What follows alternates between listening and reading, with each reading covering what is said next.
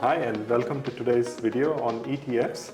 We have with us Rob, who's the CEO of Webull Australia. Welcome to the session, Rob. Thanks, Prashant. Thanks for having me. What is an ETF and why is it so popular among Australians right now? So ETF stands for Exchange Traded Fund. Probably a way to put it is that it's an investment fund or investment vehicle made up of a basket of securities. So the easiest way to explain that is if we look at an index in Australia, so the ASX 200, which is approximately the top 200 stocks listed on the Australian Stock Exchange, a ETF that's based on that index would purchase those 200 stocks in that fund, in that ratio that they represent in that index, and that ETF would then track the performance of the index. So are there buys and sells that happen within the ETF? Yeah, I think probably taking a step back. So, traditionally we had mutual funds, or as people might be aware, and paper-based funds where you'd fill out a very lengthy form and mail it into a fund manager, and then they would, would buy units in their fund. ETFs are an electronic evolution of that. I think technology's brought it along. The great thing is they are listed on the Australian Stock Exchange, so that as well as CBO Australia, which is the other major secondary exchange in Australia. So they allow investors to buy and sell. So I think it's the ease of access, as opposed to filling out lengthy paperwork and then mailing it in. The ability to divest when you want to, if you need to, so it's a lot more liquid in that sense. So it's very appealing, especially for younger investors, because of the thematic theme that a lot of ETFs offer. And when I mean thematic, if you're, for example, a great example at the moment is AI. Everyone's talking about AI, and there's obviously companies that are involved in AI hardware and AI software, and there's particular ETF providers who have created funds that invest in those companies, right? And so rather than you having to go out and figure out what companies are involved and how much do I buy and the multiple, commission or brokerage fees you pay to do those transactions, you could do it with an ETF where a professional manager manages that for you. Yeah. The common theme or saying I hear is buying the entire haystack instead of looking for the needle in the haystack. Yeah, exactly. I mean, and they give you that, ETFs give you that broad investment exposure, right? We often hear don't invest all your eggs in, don't put all your eggs in one basket. And so finding it could be difficult for people to find an individual stock that's a winner. A lot of times you're told to diversify. It's time consuming. Yeah, it's very time consuming. And a lot of times you're told to diversify. So an ETF gives you that diversification, right? So you can diversify by owning an ETF that represents an index. So for example, if the Australian market is, as we've seen, has been quite, breaking new highs, same with the US market in the last few weeks. And so an ETF will give you that exposure to the whole market rather than maybe a single stock where you might not benefit for as much. That's right. Increase in what the market's doing. And my experience as a single stock picker has not been good. Nor mine. I've been in the industry for 20 odd years. And there's always those opportunities, but ETFs make investing a lot easier, especially for novices that are coming into the market. There's a lot more people who are now taking on their own investment journey. There's a lot of investment platforms out there that have made that very easy for people. So, we see, ETFs as a security that a lot of novice investors start buying into, and I think it's a good way to start investing. The ETF industry in Australia has grown, 20-fold in the last 10 years. Yeah. It's been the single biggest asset class probably in the last 20 years. That's right. So it's definitely a very well used area. It's not just for novice investors. We see a lot of experienced investors in ETFs, and as I mentioned, it gives you that diversification and allows your portfolio to be rounded out. So, What about ETFs that are domiciled in the US? Are there a particular variety that are popular, and what are the pros and cons? Yeah, so look, the US market is the biggest capital market in the world. There's more than 3,000 ETFs that are listed in the US alone. Wow. So it's a very big selection of ETFs. And obviously we've got very household names as fund managers, BlackRock, for example, and Vanguard. But I guess outside of the ETF structures that we see here, the US actually has some ETFs that are unique to them. For example, single stock ETFs, which we don't have in Australia at the moment. And why would you buy a single stock ETF, right? When you can just buy the stock, So, an example would be Tesla, very popular stock. A lot of people like to invest in it, but the single stock ETFs give you the ability to buy the stock at leverage. So there are ETFs that are based on leverage. So for example, you buy that one ETF and they might represent 2 to 3 times the underlying share. as opposed to you buying the share on its own. So you're using a form of margin, but through an ETF structure. It makes it very simple for an investor. You don't have to worry about the complexities of having a margin account, paying margins and interest on margins. So it keeps it very simple for investors. The other side is that they can also offer inverse ETFs or a short ETF. So, typically when you buy a stock, you're buying for the long, right? It's a long-term play. You're wanting to increase in value, but there might be times where you think the stock's overvalued.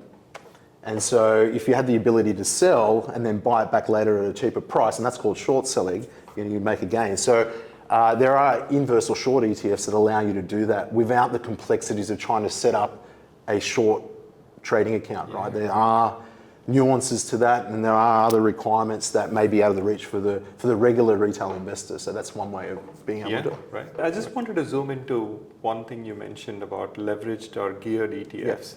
How do those work, and are they completely outside of the margin loan structure? So I think simply, yes, they are. And if we talk about a geared ETF, let's say it's geared 2 or 3 times on the share. So as I mentioned before, the gearing, instead of being exposed to one share of Tesla, it exposes you 2 to 3 times. So the potential to earn is multiplied by 2 to 3, but likewise, the potential to lose is also multiplied. So I think that's something investors need to keep in mind. But the great thing is it takes you outside of that requirement of having a margin trading account. And margin trading accounts come with more complexities. There are more requirements than you as an investor. For example, it's like borrowing money from the bank. You have to pay interest, and the stock price performance on any given day could mean that you have to pay margin or be called on margin. So there are more complexities with running a margin account. So doing an ETF structure, you don't need to do any of that. That's taken care of by the actual issuer of the ETF. The product producer of the ETF. And that's sort of bundled up a part of their management price. So you've got to be aware that you pay a management fee for each ETF. Fair enough. But again, it's that ease of entry, that ease of the ability to buy a leveraged ETF or a leveraged product if you want to, and conversely, the ease of saying shorting a stock if you want to through that ETF structure. Right, that's fascinating. That's really new to me as well.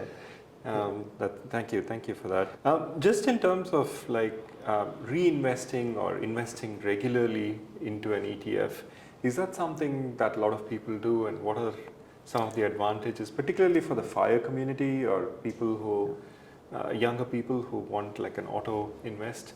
Yeah, we definitely see younger demographics, potentially specifically those maybe the Zoomers as we call them, so 18 to 24-year-olds up to millennials.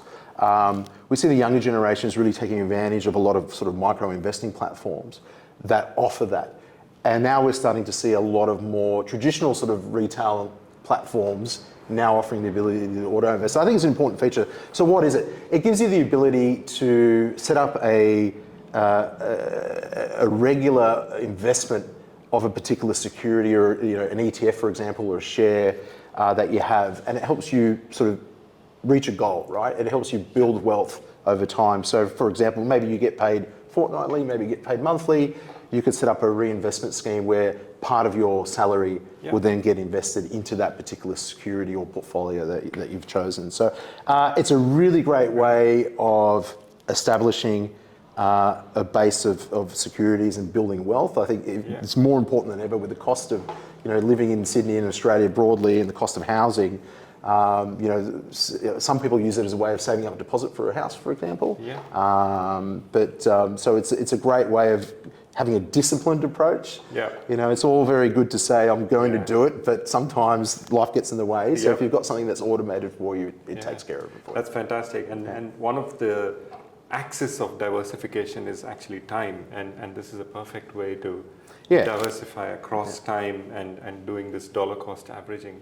I think it's important. I think it's an important point because a lot of people turn to the market and invest. And yes, we've seen some things in, say, for example, cryptocurrency, where we see some significant gains, significant multiple wins. And that's not always really the case with traditional securities. And I think a lot of people come and expect that they're going to earn tenfold or 100-fold. I think the safest way to play it is to have a time horizon of 5 to 10 years, right? Potentially 10 years, especially if you're younger, where you are being disciplined and you are buying in. And I think if we look back historically on, say, an index, right? So let's talk about the ASX 200, so the top 200 companies. You see that over a 10-year period, it's always increasing. Yes, there's peaks and troughs, and we have down cycles and we have up cycles, and that's like any economy. We've sort of come out of a very interesting time at the moment. A lot of volatility in prices, and obviously US election and things like that. And now we've seen the market have quite a strong sort of bull run from there. So investing over a long time period gives you that exposure, and sort of meets your investment goals of building wealth over time. That's fantastic. Thank you. Is there such a thing as too many ETFs in a portfolio? Yeah, it's a good question, because obviously we mentioned earlier, in the US there's over 3,000 odd ETFs listed. In Australia, there's hundreds, right? And so, for example, that could be overwhelming for someone when they're first looking at investing in an ETF, especially when you've got multiple product issuers in offering this sort of same product. My answer is this: no, there isn't. And I think the reason why I say that is, although it may seem a little bit daunting and sometimes too many choices no good, what it has done is it's made it competitive between issuers, and the investor's the winner. And when I mean that, it means management fees have dropped significantly. I think when the first ETFs were issued, we were seeing 1.5% management fees, right? And that's now all the way down to where we say 0.1%. And that's through just competition. So I think there's never too much choice in that regard. Also, it forces product issuers to become innovative. Like, when ETFs were first issued, it was very passive-based ETFs that just track an index, right? And then other issuers came in and wanted to differentiate themselves, so they would issue what they call active beta ETFs, where they're actively managing the securities that are held on that portfolio, and that's where you're sort of paying for the expertise of an investment manager. Not to sort of make it too sort of dumbed down, but a passive tracking ETX is not hard to do, right? For an investment manager. They're told by the actual index or the supplier of the index what's in that makeup, and they've just got to replicate that. But the real skill is actually doing active management and finding those new opportunities to bring returns to your shareholders or investors in your ETFs. So so you can never have too many. We have a slight counterpoint to that, from the view that if you are looking for exposure to certain stocks or sectors, and if you've already been covered by one particular ETF, then you might be doubling up with. It's a good point. I agree in that sense that you could be overlapping. And I think that's the point, that's the key when you're doing your, you never just blindly invest in something. And I think you need to understand what your ETF is doing. There's no point having multiple ETFs by different issuers for the same index, for example. It's a good point, and one that I'd stress as well. I have a question for you, if you don't mind. What should we know about tracking, our trading with ETFs? Yeah, sure thing. With regards to tracking, just like a regular stock, there are three components that are really important: the actual capital growth, the dividend return, and the currency return. Particularly as we talk about US ETFs, there's potentially some amount of currency fluctuation that impacts on your returns when you look at it in Australian dollar terms. So that's something that's really important from a tracking point of view.